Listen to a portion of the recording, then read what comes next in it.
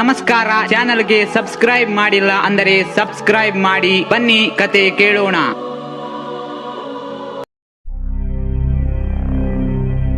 ನಾನು ಇಂದು ನಿಮಗೆ ಹೇಳ ಹೊರಟಿರುವುದು ಕೇವಲ ಒಂದು ಕಥೆಯಲ್ಲ. ನನ್ನದೇ ರಕ್ತ ಸಂಬಂಧದ, ನನ್ನ ದಿವಂಗತ ಅಜ್ಜಿಯ ಬದುಕನ್ನು ನರಕವಾಗಿಸಿದ ಒಂದು ವಿಚಿತ್ರ ಮತ್ತು ಭಯಾನಕ ಘಟನಾವಳಿಗಳ ಸರಮಾಲೆ. ನನ್ನ ಅಜ್ಜಿ ಸಾವಿತ್ರಮ್ಮ ನೋಡಲು ತುಂಬಾ ಶಾಂತ ಸ್ವಭಾವದವರು. ಆದರೆ ಅವರ ಕಣ್ಣುಗಳ ಆಳದಲ್ಲಿ ಯಾವಾಗಲೂ ಒಂದು ಹೇಳಲಾಗದ ಭಯ ಅಡಗಿರುತ್ತಿತ್ತು. ಆ ಭಯಕ್ಕೆ ಕಾರಣ ಅವರ ಬಾಲ್ಯದಿಂದಲೂ ಅವರನ್ನು ಬೆನ್ನಟ್ಟಿ ಕಾಡುತ್ತಿದ್ದ ಒಂದು ವಿಚಿತ್ರ ಕನಸು. ರಾತ್ರಿಯ ಕತ್ತಲು ಆವರಿಸುತ್ತಿದ್ದಂತೆಯೇ ಅಜ್ಜಿಯ ನಿದ್ದೆಯಲ್ಲಿ ಆ ಕನಸು ಮರುಕಳಿಸುತ್ತಿತ್ತು. ಕತ್ತಲ ಕೋಣೆಯಲ್ಲಿ ವಿಲಕ್ಷಣವಾಗಿ ನಗುತ್ತಿರುವ ಮರದ ಗೊಂಬೆಗಳು ವೃತ್ತಾಕಾರದಲ್ಲಿ ನೃತ್ಯ ಮಾಡಲು ಪ್ರಾರಂಭಿಸುತ್ತಿದ್ದವು. ಆ ಗೊಂಬೆಗಳ ಕಣ್ಣುಗಳಲ್ಲಿ ಜೀವವಿತ್ತು, ಆದರೆ ಆ ಜೀವ ದುಷ್ಟತನದಿಂದ ಕೂಡಿತ್ತು. ಅಜ್ಜಿ ಈ ಕನಸು ಕಂಡ ಮರುದಿನವೇ ನಮ್ಮ ಮನೆಯಲ್ಲಿ ಏನಾದರೂ ಒಂದು ದೊಡ್ಡ ದುರಂತ ಸಂಭವಿಸುವುದು ಖಚಿತವಾಗಿತ್ತು. ಅದು ಕೇವಲ ಕಾಕತಾಳೀಯವಾಗಿರಲಿಲ್ಲ. ಗೊಂಬೆಗಳು ಕನಸಿನಲ್ಲಿ ಬಂದಾಗಲೆಲ್ಲ ನನ್ನ ತಂಗಿ ಪರೀಕ್ಷೆಗಳಲ್ಲಿ ಅನಿರೀಕ್ಷಿತವಾಗಿ ಅನುತ್ತೀರ್ಣಳಾಗುತ್ತಿದ್ದಳು. ಅತ್ಯುತ್ತಮ ವಿದ್ಯಾರ್ಥಿನಿಯಾಗಿದ್ದರೂ ಅವಳಿಗೆ ಏನಾಗುತ್ತಿತ್ತು ಎಂದು ಯಾರಿಗೂ ತಿಳಿಯುತ್ತಿರಲಿಲ್ಲ. ನನ್ನ ತಾಯಿಗೆ ವಿಪರೀತ ಜ್ವರ ಬರುತ್ತಿತ್ತು. ನನ್ನ ಶಾಲಾ ದಿನಗಳಲ್ಲಿ ನಾನು ವಿವರಿಸಲಾಗದ ಕಷ್ಟಗಳನ್ನು ಎದುರಿಸುತ್ತಿದ್ದೆ. ಇವೆಲ್ಲವೂ ಆ ನೃತ್ಯ ಮಾಡುವ ಗೊಂಬೆಗಳ ಆಗಮನದ ಮುನ್ಸೂಚನೆಗಳಾಗಿದ್ದವು. ಅಜ್ಜಿ ಆಗಾಗ ಕಣ್ಣೀರು ಹಾಕುತ್ತಾ ನಮಗೆ ಹೇಳುತ್ತಿದ್ದರು, ಆ ಗೊಂಬೆಗಳು ಕನಸಿನಲ್ಲಿ ಬಂದು ನನ್ನ ಕಿವಿಯಲ್ಲಿ ಪಿಸುಗುಡುತ್ತವೆ. ಪ್ರಿಯೆ, ನೀನು ಎಲ್ಲಿಗೆ ಹೋದರೂ ಏನೇ ಮಾಡಿದರೂ ನಮ್ಮ ಕಣ್ಣುಗಳು ನಿನ್ನ ಮೇಲಿರುತ್ತವೆ. ನಿನ್ನ ಮದುವೆಯ ನಂತರವೂ, ನಿನ್ನ ಇಡೀ ಜೀವನದುದ್ದಕ್ಕೂ ಮತ್ತು ಈ ಜಗತ್ತಿನಲ್ಲಿ ನಿನ್ನ ಮರಣದವರೆಗೂ ನಾವು ನಿನ್ನನ್ನು ಮತ್ತು ನಿನ್ನ ಕುಟುಂಬವನ್ನು ಹಿಂಬಾಲಿಸುತ್ತೇವೆ. ನಾವು ನಿನ್ನನ್ನು ಎಂದಿಗೂ ಶಾಂತಿ ಮತ್ತು ಸಾಮರಸ್ಯದಿಂದ ಬದುಕಲು ಬಿಡುವುದಿಲ್ಲ. ಈ ಶಾಪದ ಮಾತುಗಳು ಅಕ್ಷರಶಃ ನಿಜವಾಗಿದ್ದವು. ನನ್ನ ಅಜ್ಜಿ ತಮ್ಮ ವೈವಾಹಿಕ ಜೀವನದಲ್ಲಿ ಒಂದು ದಿನವೂ ನೆಮ್ಮದಿಯನ್ನು ಕಾಣಲಿಲ್ಲ. ನನ್ನ ಅಜ್ಜ ರಾಮಚಂದ್ರರಾವ್ ಪ್ರತಿಷ್ಠಿತ ಕಂಪನಿಯೊಂದರಲ್ಲಿ ಇಂಗ್ಲಿಷ್ ಪ್ರಾಧ್ಯಾಪಕರಾಗಿದ್ದರು. ಆದರೆ ಅಜ್ಜಿಯನ್ನು ಮದುವೆಯಾದ ಕೆಲವೇ ದಿನಗಳಲ್ಲಿ ಯಾವುದೇ ಸ್ಪಷ್ಟ ಕಾರಣವಿಲ್ಲದೆ ಅವರು ತಮ್ಮ ಕೆಲಸವನ್ನು ಕಳೆದುಕೊಂಡರು. ಬಡತನ ನಮ್ಮ ಕುಟುಂಬವನ್ನು ಆವರಿಸಿತ್ತು. ಸಮಾಜದಲ್ಲಿ ಉನ್ನತ ಸ್ಥಾನಮಾನ ಹೊಂದಿದ್ದ ನಮ್ಮದೇ ಸಂಬಂಧಿಕರು ನಮ್ಮನ್ನು ಕೈಬಿಟ್ಟರು. ಬಡ ಕುಟುಂಬದೊಂದಿಗೆ ಸಂಬಂಧ ಬೆಳೆಸಿದರೆ ಹೀಗೆಯೇ ಆಗುವುದು ಎಂದು ಜನ ಆಡಿಕೊಂಡು ನಕ್ಕರು. ನನ್ನ ಚಿಕ್ಕಪ್ಪ, ತಂದೆ ಮತ್ತು ಚಿಕ್ಕಮ್ಮನನ್ನು ಬೆಳೆಸಲು ಅಜ್ಜ ಅಜ್ಜಿ ಪಟ್ಟ ಪಾಡು ಅಷ್ಟಿಷ್ಟಲ್ಲ. ಎಷ್ಟೋ ರಾತ್ರಿಗಳು ಮನೆಯಲ್ಲಿರುವ ಸ್ವಲ್ಪವೇ ಅನ್ನವನ್ನು ಮಕ್ಕಳಿಗೆ ಉಣಿಸಿ ತಾವು ಅರ್ಧ ಹೊಟ್ಟೆಯಲ್ಲಿ ಕಣ್ಣೀರು ಕುಡಿಯುತ್ತಾ ಮಲಗುತ್ತಿದ್ದರು. ಆ ದುಷ್ಟ ಗೊಂಬೆಗಳು ಅಜ್ಜಿಯ ಜೀವನದ ಪ್ರತಿಯೊಂದು ಸಂತೋಷವನ್ನು ನುಂಗಿ ಹಾಕಿದ್ದವು. ಅದು 1998ರ ವರ್ಷ. ಅಜ್ಜಿ ನಮ್ಮ ಹಳೆಯ ಪೂರ್ವಜರ ಮನೆಯನ್ನು ತೊರೆದು 1997ರಿಂದ ಮುಂಬೈನಲ್ಲಿ ನನ್ನ ಚಿಕ್ಕಮ್ಮ ಸುಶೀಲಾಳೊಂದಿಗೆ ವಾಸಿಸುತ್ತಿದ್ದರು.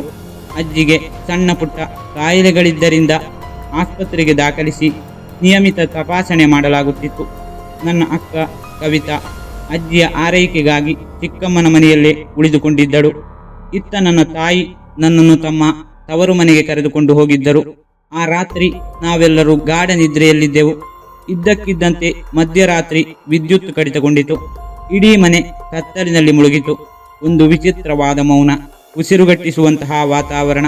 ಇದ್ದಕ್ಕಿದ್ದಂತೆ ನನ್ನ ತಾಯಿ ಬೆವರುತ್ತಾ ಚೀರುತ್ತಾ ಎಚ್ಚರಗೊಂಡರು. ಮುಂಜಾನೆಯ ಆ ಹೊತ್ತಿನಲ್ಲಿ ಅವರು ಕಂಡ ಕನಸು ಅವರನ್ನು ಅಕ್ಷರಶಃ ನಡುಗಿಸಿತ್ತು. ಕೂಡಲೇ ನಾವು ಮುಂಬೈಗೆ ಕರೆ ಮಾಡಿದೆವು.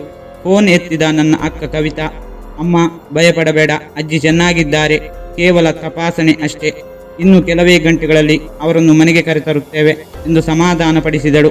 ನನ್ನ ತಾಯಿಯ ಸಹೋದರ ಕೂಡ ಕೆಟ್ಟ ಕನಸುಗಳನ್ನೆಲ್ಲ ನಂಬಬೇಡ ಎಂದು ಬುದ್ಧಿವಾದ ಹೇಳಿದರು. ಆದರೆ ತಾಯಿಯ ಮನಸ್ಸು ಕೇಳಲಿಲ್ಲ. ಅವರ ಎದೆಯಲ್ಲಿ ಏನೋ ಆತಂಕ ಶುರುವಾಗಿತ್ತು. ಬೆಳಗಾಗುವ ಮುನ್ನವೇ ತಮ್ಮ ಸಾಮಾನುಗಳನ್ನು ಪ್ಯಾಕ್ ಮಾಡಿದ ಅವರು ನನ್ನನ್ನು ಎಳೆದುಕೊಂಡು ಬಸ್ ನಿಲ್ದಾಣಕ್ಕೆ ಧಾವಿಸಿದರು. ಅಲ್ಲಿಂದ ನಾವು ಮುಂಬೈ ಕಡೆಗೆ ಹೊರಡುವ ಬಸ್ ಹತ್ತಿದೆವು. ಇಡೀ ಪ್ರಯಾಣದಲ್ಲಿ ನನ್ನ ತಾಯಿ ಒಂದು ಮಾತನ್ನು ಆಡಲಿಲ್ಲ. ಅವರ ಕಣ್ಣುಗಳಲ್ಲಿ ಆತಂಕ ಮನೆ ಮಾಡಿತ್ತು. ನಾವು ನಮ್ಮ ಮನೆಗೆ ಅಂದರೆ ಮುಂಬೈಗೆ ತಲುಪಿದ ಸ್ವಲ್ಪ ಹೊತ್ತಿನಲ್ಲೇ ಲ್ಯಾಂಡ್ಲೈನ್ ಫೋನ್ ರಿಂಗ್ ಆಯಿತು. ಫೋನ್ ತೆಗೆದ ತಂದೆಯ ಮುಖ ಬಿಳುಚಿಕೊಂಡಿತು. ಆ ಕಡೆ ನನ್ನ ಅಕ್ಕ ಕವಿತಾ ಬಿಕ್ಕಿ ಬಿಕ್ಕಿ ಅಳುತ್ತಿದ್ದಳು. ಆಕೆ ಹೇಳಿದ ಆ ಒಂದು ಮಾತು ನನ್ನ ತಾಯಿಯ ಕೆಟ್ಟ ಕನಸನ್ನು ನಿಜ ಮಾಡಿತ್ತು. ಅಮ್ಮ, ಅಜ್ಜಿ ಇನ್ನಿಲ್ಲ. ನಾವೆಲ್ಲರೂ ಕುಸಿದು ಬಿದ್ದೆವು. ಆದರೆ ಕವಿತಾ ಅಳುತ್ತಾ ಹೇಳಿದ ಮುಂದಿನ ಮಾತುಗಳು ನಮ್ಮ ರಕ್ತವನ್ನು ಹೆಪ್ಪುಗಟ್ಟಿಸುವಂತಿದ್ದವು. ಅಜ್ಜಿ ಸಾಯುವ ಕೆಲವೇ ನಿಮಿಷಗಳ ಮೊದಲು ವಿಪರೀತವಾಗಿ ಬೆವರುತ್ತಾ ಮೈಯೆಲ್ಲ ನಡುಗುತ್ತಾ ಕವಿತಾಳ ಕೈಯನ್ನು ಬಿಗಿಯಾಗಿ ಹಿಡಿದುಕೊಂಡಿದ್ದರಂತೆ. ಕಣ್ಣುಗಳು ಭಯದಿಂದ ಅಗಲವಾಗಿದ್ದವು. ಉಸಿರು ಕಟ್ಟುವ ಧ್ವನಿಯಲ್ಲಿ ಅಜ್ಜಿ ಕವಿತಾಳಿಗೆ ಹೇಳಿದ್ದರು, ಕವಿತಾ, ಆ ಗೊಂಬೆಗಳು ಬಂದಿವೆ. ಆ ದುಷ್ಟ ನಗುವಿನ ಗೊಂಬೆಗಳು ಮತ್ತೆ ಬಂದಿವೆ. ಅವು ನನ್ನ ಸುತ್ತಲೂ ನಿಂತು ಹೇಳುತ್ತಿವೆ, ನಾವು ನಿನ್ನನ್ನು ನಮ್ಮೊಂದಿಗೆ ನಿನ್ನ ಅಂತಿಮ ಗಮ್ಯಸ್ಥಾನವಾದ ಸುಡುವ ಸ್ಮಶಾನಕ್ಕೆ ಕರೆದೊಯ್ಯಲು ಬಂದಿದ್ದೇವೆ ಎಂದು. ಸಾವಿನ ದವಡೆಯಲ್ಲಿದ್ದರೂ ಅಜ್ಜಿಯ ಕೊನೆಯ ಮಾತುಗಳು ಭರವಸೆಯದ್ದಾಗಿರಲಿಲ್ಲ, ಬದಲಾಗಿ ಒಂದು ಘೋರ ಪ್ರತಿಜ್ಞೆಯಂತಿತ್ತು. ಅವರು ಕವಿತಾಳ ಕಣ್ಣಲ್ಲಿ ಕಣ್ಣಿಟ್ಟು ಕಠೋರವಾಗಿ ಹೇಳಿದ್ದರು, ನಾನು ಎಂದಿಗೂ ಸಾಯುವುದಿಲ್ಲ. ನಾನು ನಿನ್ನ ಗರ್ಭದಿಂದ ಜನ್ಮ ಪಡೆಯುವ ಮೂಲಕ ನಿಮ್ಮೆಲ್ಲರ ಬಳಿಗೆ ಹಿಂತಿರುಗುತ್ತೇನೆ. ನೀವೆಲ್ಲರೂ ನಿಮ್ಮ ಜೀವನದಲ್ಲಿ ನನ್ನ ಉಪಸ್ಥಿತಿಯಿಂದ ಎಂದಿಗೂ ಮುಕ್ತರಾಗುವುದಿಲ್ಲ. ನಾನು ಯಾವಾಗಲೂ ನಿಮ್ಮ ಹಿಂದೆ ಇರುತ್ತೇನೆ, ನಿಮ್ಮ ರಕ್ಷಕನಾಗಿ, ನಿಮ್ಮನ್ನು ನೋಡಿಕೊಳ್ಳಲು. ಅಷ್ಟೇ, ಅಜ್ಜಿಯ ಪ್ರಾಣ ಪಕ್ಷಿ ಹಾರಿ ಹೋಗಿತ್ತು. 10 ವರ್ಷಗಳ ನಂತರ, ಅಂದರೆ 2008, ಕಾಲ ಉರುಳಿತ್ತು. ಅಜ್ಜಿಯ ನೆನಪುಗಳು ಮಸುಕಾಗುತ್ತಿದ್ದವು. ಕವಿತಾಳಿಗೆ ಮದುವೆಯಾಯಿತು ಮತ್ತು 2008ರಲ್ಲಿ ಅಜ್ಜಿ ತೀರಿಕೊಂಡು ಸರಿಯಾಗಿ 10 ವರ್ಷಗಳ ನಂತರ ಕವಿತಾ ಒಬ್ಬ ಗಂಡು ಮಗುವಿಗೆ ಜನ್ಮ ನೀಡಿದ್ದಳು.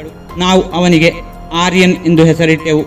ಆದರೆ ಆರ್ಯನ್ ಬೆಳೆಯುತ್ತಾ ಹೋದಂತೆ ನಮ್ಮೆಲ್ಲರ ಎದೆಯಲ್ಲಿ ಮತ್ತೆ ಹಳೆಯ ಭಯ ಶುರುವಾಯಿತು. ಆರ್ಯನ್ನ ಮುಖಚರ್ಯೆ ಅಚ್ಚರಿಗೊಳಿಸುವಷ್ಟು ನನ್ನ ದಿವಂಗತ ಅಜ್ಜಿಯನ್ನು ಹೋಲುತ್ತಿತ್ತು.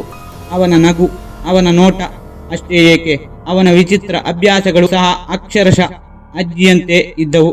1998ರಲ್ಲಿ ನಿಧನರಾದ ಅಜ್ಜಿಗೂ 2008ರಲ್ಲಿ ಹುಟ್ಟಿದ ಆರ್ಯನ್ಗೂ ಇರುವ ಈ ಹೋಲಿಕೆ ನಮ್ಮನ್ನು ಪ್ರತಿದಿನ ಬೆಚ್ಚಿ ಬೀಳಿಸುತ್ತದೆ. ಅಜ್ಜಿಯ ಆ ಕೊನೆಯ ಮಾತುಗಳು ನಮ್ಮ ಕಿವಿಯಲ್ಲಿ ಈಗಲೂ ಗುಯಿಂಗುಡುತ್ತಿವೆ.